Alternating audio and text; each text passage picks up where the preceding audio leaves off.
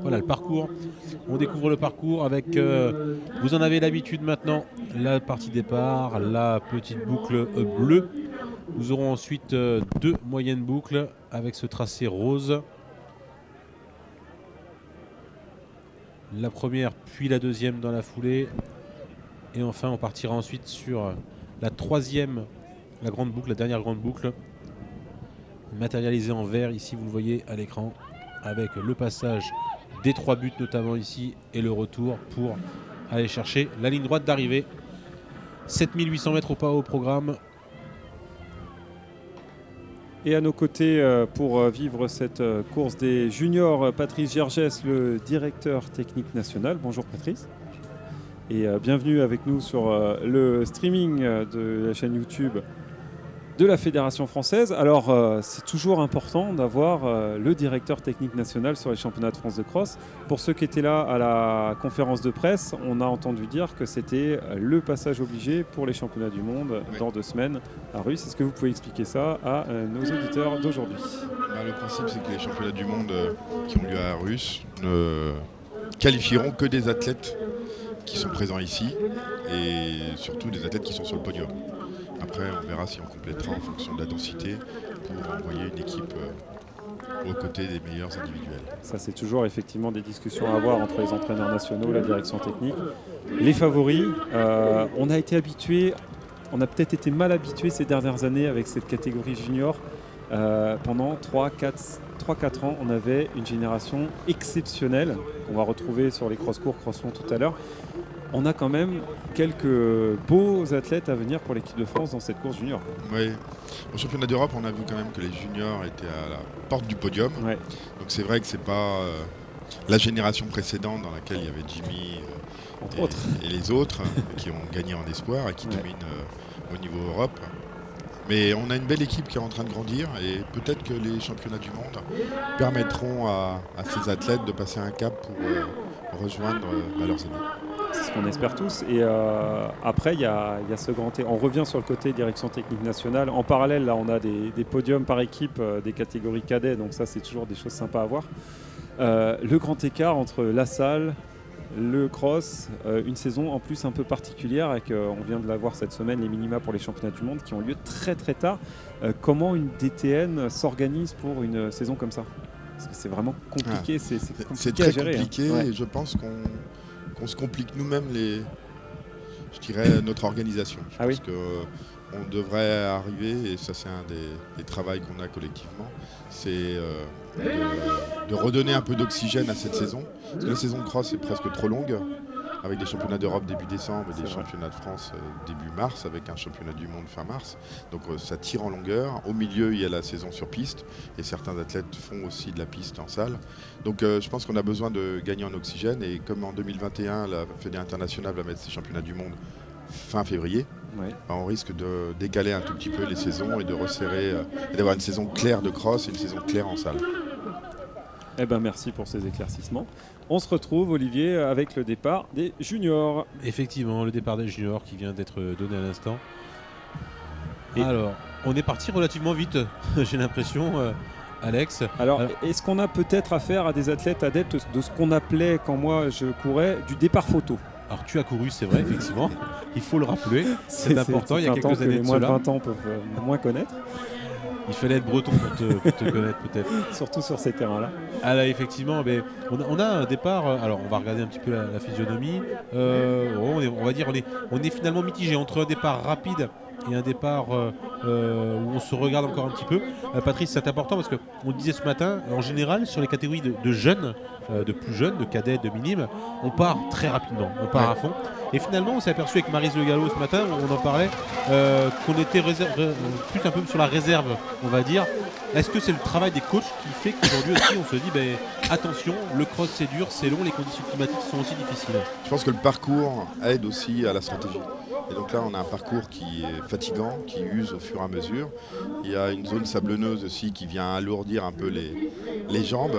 Et certes, il y a les buts, mais je pense que c'est le global qui fait qu'il est raisonnable d'être raisonnable. Et on l'a vu chez les juniors filles.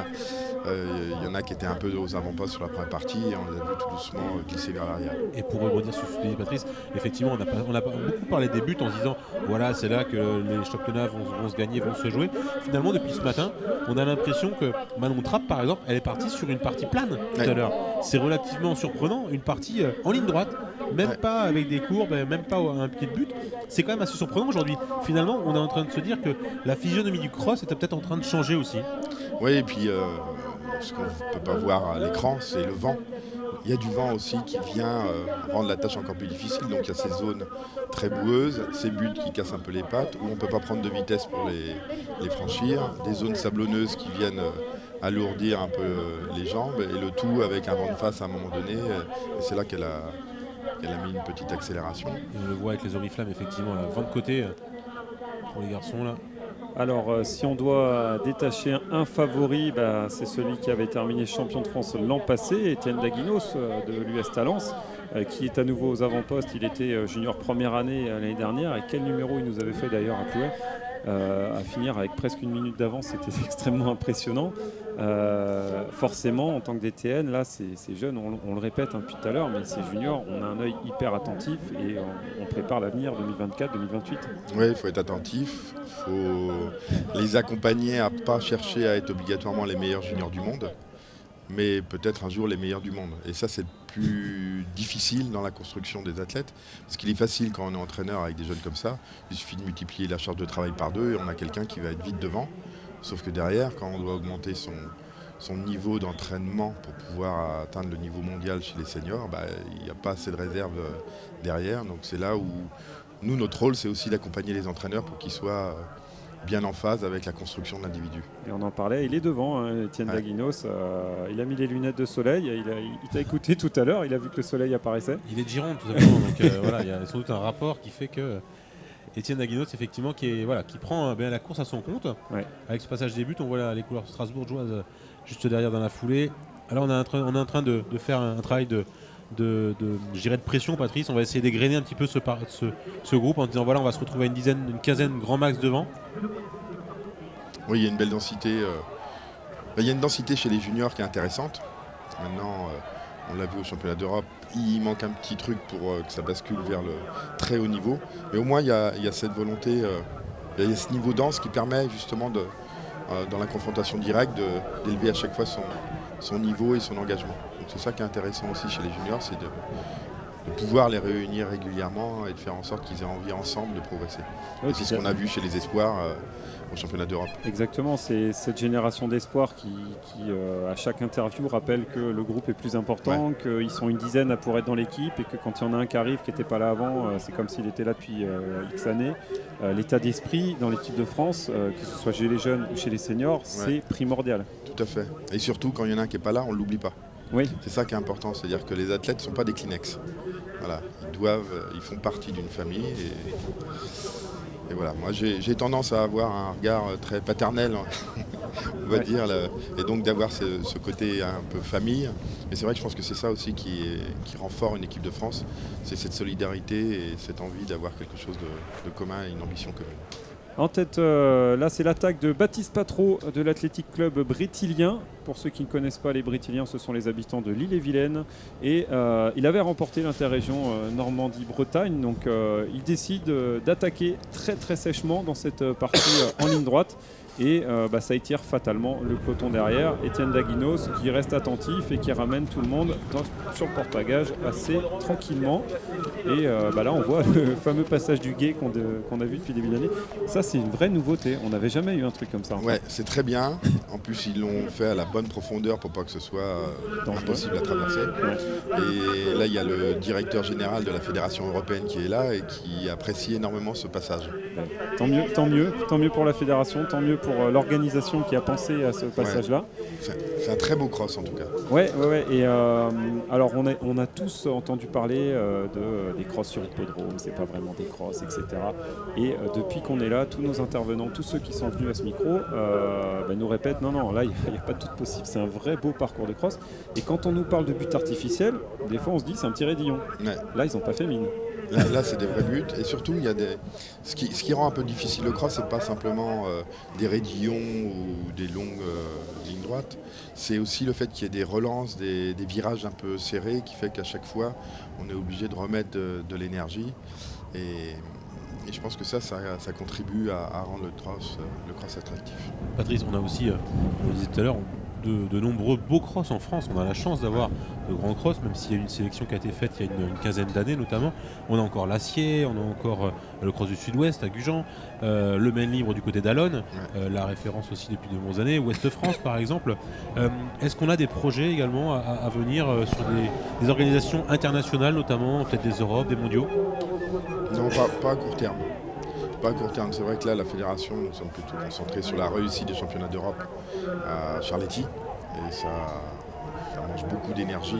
Et je pense qu'il faut prendre les choses étape après étape.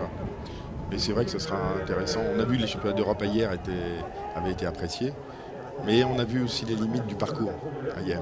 Et je pense que pour trouver un parcours de niveau européen, il faut avoir un profil type celui-ci, où on a cette possibilité d'avoir des moments sélectifs qui soient un peu différents de ce qu'on a pu voir hier. Et les équipes de France sont souvent sur le podium, sur les Europes notamment, par équipe. Alors on le voit, on a vu aussi des titres bien sûr en individuel, avec Sophie Duarte ou Jimmy Gressier par exemple, mais bien souvent par équipe on retrouve l'équipe de France sur aussi bien chez les garçons que chez les filles d'ailleurs. On a quand même un gratin relativement intéressant chez les athlètes français. Oui, parce que le calendrier se prête plus à une réussite au championnat d'Europe, parce que c'est vrai que le mois de novembre, on est dans la préparation, il y a des crosses intéressants qui permettent de pouvoir bien préparer ces championnats d'Europe, et puis derrière, on bascule dans les championnats régionaux, pré-France, France. En même temps, il y a l'indoor, et surtout, derrière, il y a la préparation pour la période estivale, que ce soit pour les pistards ou pour ceux qui s'orientent vers la route. On est presque trop près là de la saison de route ou de la saison de piste. Ouais, c'est toujours un équilibre à trouver entre les coachs et des choix à faire. Des choix à faire, et surtout le niveau mondial avec tout l'Est de l'Afrique casse un peu les ambitions européennes, parce qu'il y a beaucoup de pays européens qui ne vont même pas au championnat du monde. Ouais, effectivement, ouais. Et sans même entrer dans le débat des naturalisations. Oui, en plus. Qui est encore un autre problème. Un petit mot quand même, il y avait le SMIC Paris ce matin, et Clémence Calvin qui bat le record de France en temps de passage sur 5 km, 16,26. Clémence, c'est depuis son retour de grossesse, c'est une fusée. Et ça va être un moteur de l'équipe de France encore, on imagine, à Doha. Mais Clémence a toujours été quelqu'un qui était aux avant-postes, qui était doué très jeune, et surtout qui se construit doucement, et ça c'était intéressant. L'année dernière, on lui a fait confiance en lui permettant de faire les championnats d'Europe sur marathon sans avoir fait de marathon. Confiance qu'elle nous a retourné. Ouais. Et là, elle se prépare tranquillement et sereinement dans l'ambition de réussir les Jeux Olympiques. Donc il faut l'accompagner dans ce sens-là. Et on a Hassan Chadi aussi qui est dans les mêmes dispositions. Et l'objectif, c'est d'avoir des marathoniens performants aux Jeux Olympiques dans des conditions qui sont très difficiles. Donc oui, Clémence, elle fait partie maintenant des meilleures mondiales au marathon, mais il y a encore une marche à franchir pour atteindre le top niveau mondial et prétendre à une médaille. Effectivement. Le top niveau européen, elle l'a. Le top niveau mondial, voilà, la dernière marche, la fédération va l'aider à la franchir et à la gravir. Et derrière, on va quand même retourner sur cette course des juniors avec l'attaque très franche du champion de France en triple, Étienne Daguinos. Parce que là, on a également les meilleurs athlètes français sur cette catégorie des juniors. Étienne qui vient effectivement d'accélérer, on l'a vu à l'écran, avec derrière toujours la présence dans ce groupe de Dorian Muller également, qu'on a peu cité encore depuis le début, mais qui est toujours présent. Baptiste Patro également, qu'on a vu tout à l'heure un petit peu montrer le bout de son nez aux avant-postes, qui était un petit peu revenu en 3-4e position et qui est toujours dans ce groupe de tête. Et puis on a aussi la présence de Valentin Brest qui porte le maillot du SCO Sainte-Marguerite et qu'on a également le plaisir d'avoir en 2e, 3e position. Voilà, le passage maintenant de la rivière, l'accélération nette et franche d'Étienne Daguinos. Ouais, derrière Dorian Muller et on a également Valentin Brest. Valentin Brest c'est bien ça. Et Boris Pierre pour la MSL Fréjus Saint-Raphaël qui est également très bien parti. Très belle équipe de Fréjus d'ailleurs sur ce cross des juniors garçons où ils ont potentiellement les 4 garçons qui peuvent rentrer dans les 20. Donc ça c'est un beau travail de l'équipe des entraîneurs de la MSL Fréjus Saint-Raphaël. Et on voit Étienne Daguinos qui longe vraiment les filets. Il va passer le plus près possible pour éviter d'avoir effectivement cette partie boueuse. Essayer d'aller choper le plus possible la partie en herbe. On en parlait, ces changements de terrain permanents, c'est ça, c'est pas les bosses ou quoi, c'est presque plus ça qui rend difficile ce cross, Patrice. Oui, la recherche d'appui, l'adaptation du corps aussi à tous ces appuis, c'est ce qui rend difficile et qui donne des contraintes musculaires assez importantes.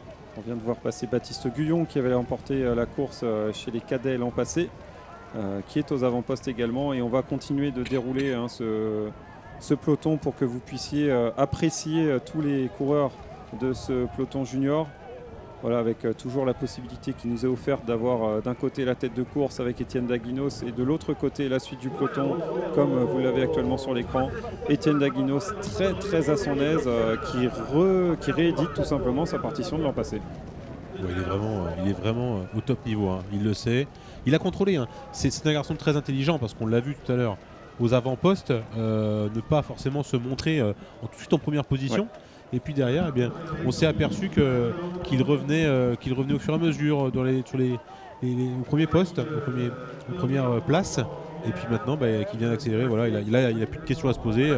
Ça va être de tout donner. On va être sur la deuxième partie de course, là, à peu près. 13 minutes de course, 13 minutes de course, ouais. Pour les 7 minutes. C'est encore long, c'est encore long. Il y a encore du temps. Ouais. Il y a encore du temps pour. Même si on connaît déjà la tête. Une petite 2 moyennes boucles et une grande boucle, on vous le rappelle, sur ce parcours dessiné sur l'hippodrome de Vittel. Dorian Muller, j'ai l'impression. En seconde position.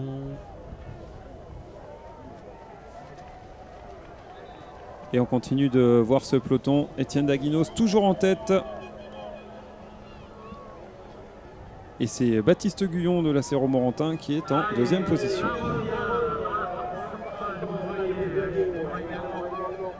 Le champion de France junior de l'an passé en tête, le champion de France cadet de l'an passé qui avait fait une très belle saison estivale également, au niveau du steeple notamment.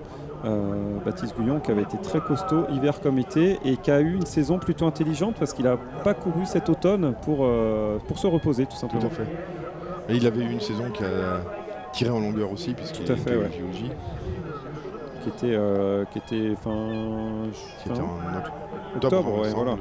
Donc il a en octobre les Jeux Olympiques de la jeunesse où il termine sur le podium. Et il est 5e je crois du cross également. Avec l'ensemble des spécialités du demi-fond qui étaient réunies. Voilà. C'est un concept d'ailleurs assez intéressant où il courait une épreuve un jour, le cross et le steeple le lendemain ou inversement. En tout cas avec un classement cumulé, ça c'est quelque chose qui fait travailler la polyvalence et qui n'est pas forcément plus mal chez les catégories jeunes, chez les cadets.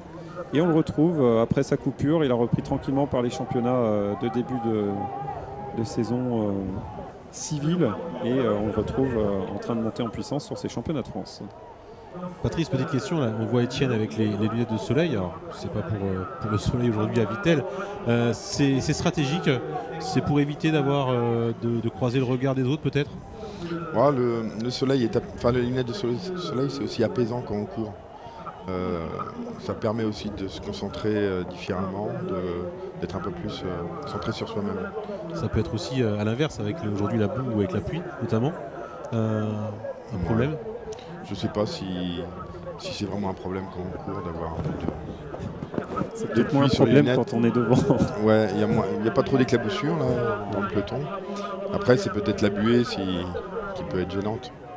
Je pense qu'il ne gardera pas ses lunettes s'il est gêné. Non, il saura s'en passer. Certains ont enlevé leurs chaussures ce matin même. Mais je pense de façon involontaire. Alors on continue le déroulé de ce peloton. Sur votre droite, la tête de course avec Étienne Daguinos de l'US Talence, champion de France, on vous le rappelle, l'hiver dernier et qui récidive en tout cas pour l'instant. Il est en tête de cette course des juniors. Et un peloton toujours compact. Le classement sur votre écran, Baptiste Guyon, on vous l'a dit, en deuxième position pour Romorantin 14 secondes, hein, c'est encore rattrapable en cas de gros coups de panne chez Étienne Daguinos ou de chute. Là, il a failli, hein, c'était limite. Donc il va falloir rester attentif jusqu'au bout. Valentin Bresque, 3e, Boris Pierre, 4e et Arthur Gervais. Voilà, bon, ça on retrouve aux 5 premières places des garçons qu'on attendait. Il a des appuis quand même bien solides au sol. Ouais, bah heureusement, parce que tout à l'heure ça a failli jouer des tours. Et là on va voir comment il négocie ce passage, parce que la butte plus la boue. Et on se posait la question si c'était pas la descente la plus dangereuse finalement. Bah, on a vu que c'était compliqué pour les athlètes quand ils sont en peloton. Et c'est vrai que ça demande une position de corps bien adaptée. Bon, là, quand on est tout seul, c'est beaucoup plus simple à manœuvrer, mais c'est vrai qu'avec d'autres autour, des fois, on n'a pas les appuis là où on voudrait les avoir.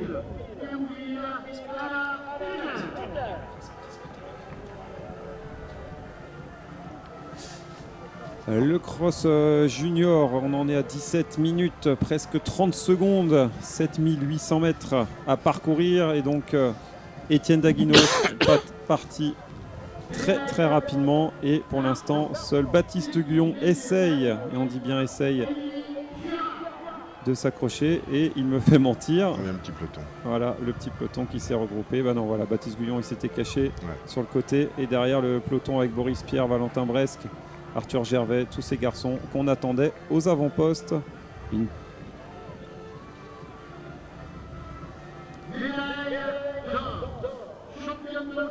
C'est vraiment un récital qu'il est en train de nous faire. Alors c'est peut-être moins impressionnant que ce qu'il avait fait à Plouay l'an passé, où là on ne l'attendait pas et il avait mis une minute à tout le monde. Mais ça reste néanmoins vraiment quelque chose d'assez costaud, ce qu'il est en train de nous faire, Étienne Daguinos. Oui, parce que là, on a vraiment l'impression qu'il contrôle quand même. Ouais, tout à fait. Ouais. Ce matin, on parlait aussi... On en parlait des chaussures. Ah, oui. Ce matin, on parlait aussi, Patrice, du triathlon. On disait que le triathlon apportait une manne relativement importante sur le cross, notamment d'athlètes. C'est important. Boris Pierre en fait partie, par exemple. C'est important d'avoir ce genre d'athlète aussi. Et on disait que c'est compliqué, finalement, de lier les deux, peut-être. Oui, là, le calendrier, en tout cas, se prête bien au calendrier du triathlon, donc c'est bien pour avoir de la densité. Maintenant, on a vu, il y a quelques années, on avait pas mal de filles aussi en équipe de France qui étaient triathlètes. Et pour nous, en fin de compte, ça ne produit pas grand-chose d'intéressant pour l'athlétisme à terme. Donc c'est bien pour avoir de la diversité sur un championnat et pour amener nos athlètes à aller vers l'avant. En revanche, pour le développement de l'athlétisme pur, ça peut être un frein. Je ne sais pas que c'est un frein, c'est qu'on voit bien que les athlètes, à un moment donné, ils plafonnent parce qu'ils sont en intensité d'entraînement et en quantité d'entraînement très importante, très jeune. Aujourd'hui, on ne peut pas tout faire, en fait. Non, on peut pas tout faire. C'est un peu le résumé ou la conclusion de ce qu'on pourrait dire. C'est vrai, il faut effectivement, je ne vais pas dire sélectionner sa discipline, mais il est compliqué d'être au top niveau sur plusieurs... Ouais, je pense que jusqu'à junior, on peut arriver à cumuler parce que c'est... Voilà, on est dans un travail qui est cohérent et qui permet de... Et bien souvent, justement, on a réussir le cross, mais... On a des athlètes, si on prend l'exemple du cross, sur l'historique du cross, on a des athlètes, effectivement, qui font les deux, mais sur des catégories jeunes. Oui. Après, il y a une chose intéressante dans ce que montrent les triathlètes, c'est que le système aérobie, on peut le travailler différemment que par la pure course. Et du coup, arriver à faire un peu de vélo ou un peu de natation, ça permet aussi de protéger ses articulations, d'avoir moins de contraintes musculaires, tout en travaillant son système aérobie. Donc je pense que c'est un regard que doivent avoir les entraîneurs d'athlètes sur les compléments et un peu les supports à la recherche de performance. Et Boris Pierre en fait partie, c'est l'exemple effectivement, lui qui est pour l'instant en 3e ou 4e position de cette catégorie junior, qui avait terminé 4e des championnats de France de triathlon l'an passé, 9e au championnat d'Europe, qui avait d'ailleurs été sélectionné au championnat du monde.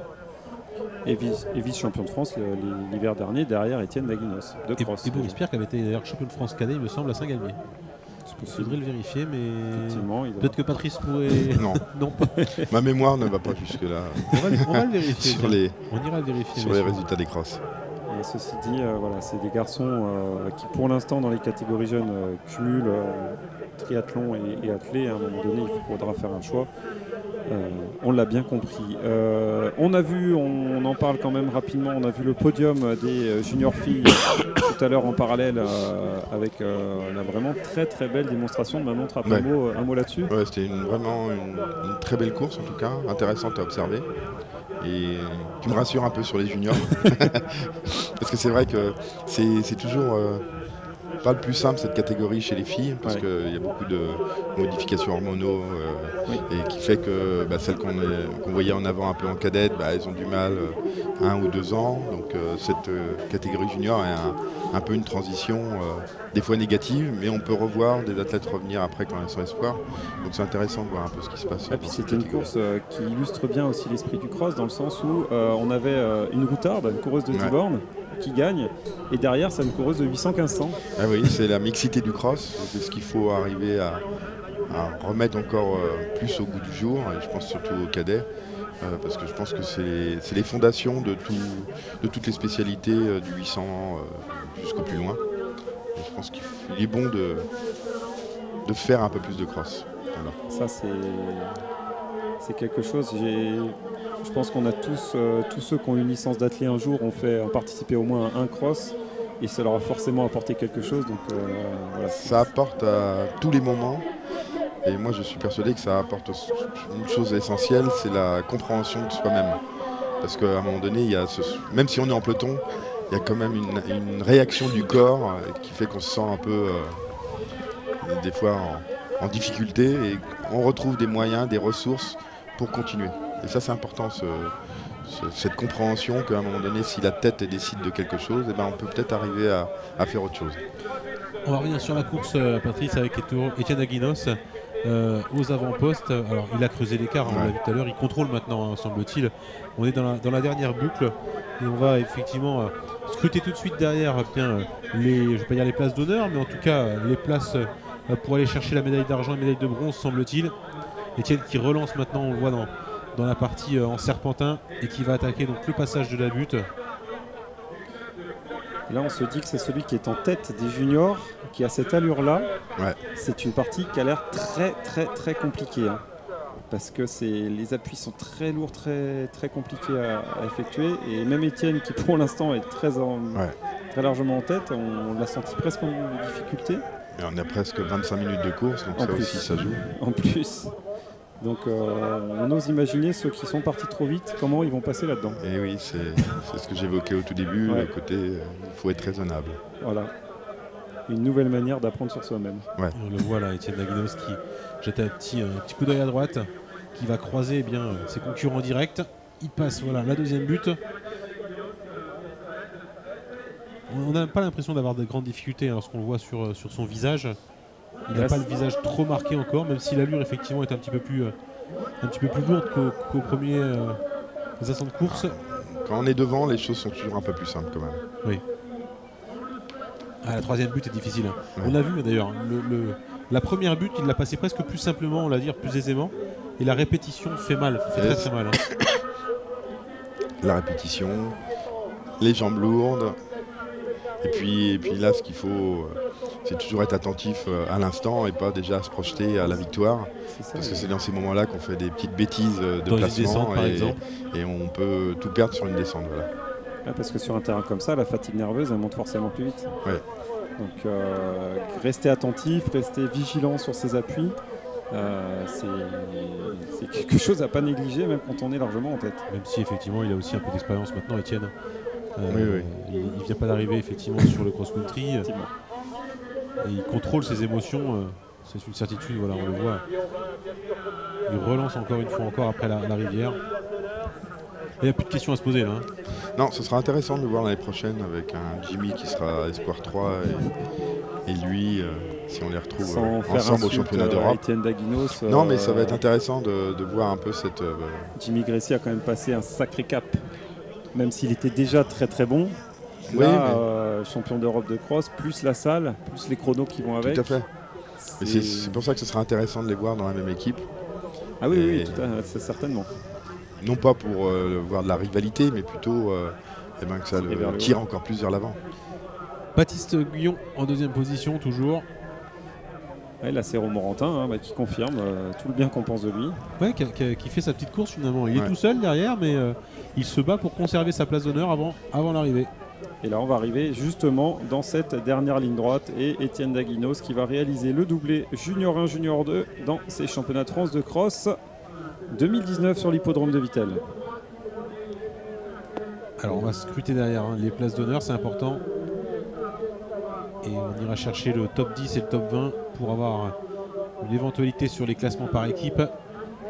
Alors, on en parlait tout à l'heure, il y avait la grosse cote, les gros favoris par équipe, c'était Fréjus Saint-Raphaël, Étienne Daguinos qui a compris. Voilà, il s'est retourné. Cette fois-ci, c'est retourné, c'est bon. Il applaudit, il est heureux, il va taper dans les mains, certainement des gens qui reconnaissent dans la ligne droite. Voilà. La dernière ligne droite. L'athlète de l'US Talence, après avoir remporté son interrégion haut la main, après avoir remis son titre en jeu aujourd'hui ici à Vittel, il s'impose une nouvelle fois. Champion de France 2019 dans la catégorie junior, il prend le temps de saluer le public. C'est important aussi de... Voilà, regardez, il fait le petit tour, il est heureux. Et comme l'an passé, voilà, il claque des pieds sur la ligne d'arrivée. Étienne Daguinos, champion de France de cross junior, et derrière la bagarre pour les médailles, Baptiste Guyon pour la Morantin qui sera médaillé d'argent. Il est frais encore, il est frais, on le voit Étienne. Pour pouvoir faire ce genre de choses comme ça sur l'arrivée, bon il avait même un petit peu d'avance mais il est bien géré. Il a parfaitement bien géré. Ouais. Et attention la bagarre. Sprint. La bagarre pour la médaille de bronze. Ouh là là. Ça se joue à vraiment à pas grand chose. La troisième place, Dossard 509. Alors on va avoir de suite l'identité. C'est Pierre Bordeaux.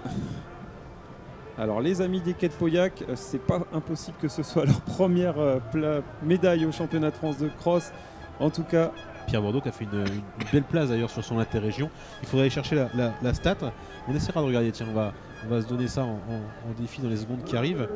Pierre Bordeaux qui a terminé deuxième ou troisième d'ailleurs de son interrégion, derrière Étienne Daguinos d'ailleurs du côté de Gujan-Mestras.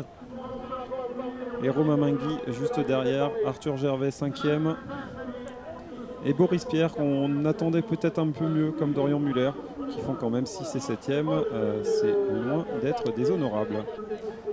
Patrice Gergès, merci merci beaucoup d'avoir fait vivre cette course des juniors avec nous. Merci de nous avoir donné le point de vue également de la DTN sur ces championnats et sur la suite de la saison. Peut-être que le futur, ce serait qu'on puisse avoir des capteurs sur les athlètes et au sol pour avoir des classements par équipe qui s'incrémentent au fur et à mesure de la course. À vérifier. Ça pourrait être intéressant de voir les études qui bougent. Système GPS pour avoir effectivement au fur et à mesure le classement. Et on disait aussi par rapport à l'évolution sur le parcours. C'est toujours compliqué lorsqu'on suit du cross comme ça d'avoir une boucle, 3 boucles, 4 boucles, de pouvoir savoir exactement à quel endroit on est sur le parcours. Et même pour les téléspectateurs qui nous suivent, effectivement, ça pourrait être relativement intéressant. Affaire à suivre. Merci Patrice Gervais. Merci beaucoup. Et à très bientôt. Très bonne fin de journée. Et on pense que l'œil de la DTN sera particulièrement affûté sur les courses qui vont suivre. Il faut sur toutes les courses. Allez, merci. Au revoir Patrice. Allez, des arrivées qui vont encore se succéder. Vous le voyez tout au long de cette course des juniors. On va vous donner la suite du programme également avec les cross-cours. Il reste 4 courses, 4 départs. Les cross-cours à 13h30, 4500 mètres. On aura le cross-cours masculin et féminin. Le féminin d'abord, avec donc cette distance de 4500 mètres, je vous le disais à l'instant, une petite boucle. 300 mètres de la boucle jaune et une grande boucle. Alors on vous expliquera bien entendu sur le parcours tout à l'heure le déroulé exact. La distance sera identique pour les filles et pour les garçons. Les garçons que l'on retrouvera à 14h précise sur une de départ. Et ensuite 14h30 le cross long élite féminin. Nous aurons Annette Sergent qui sera à nos côtés, double championne du monde de cross-country. Et également à 15h30 le cross long élite masculin.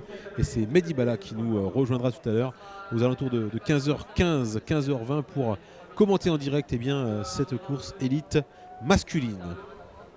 Allez, on va se retrouver avec les classements sur l'écran.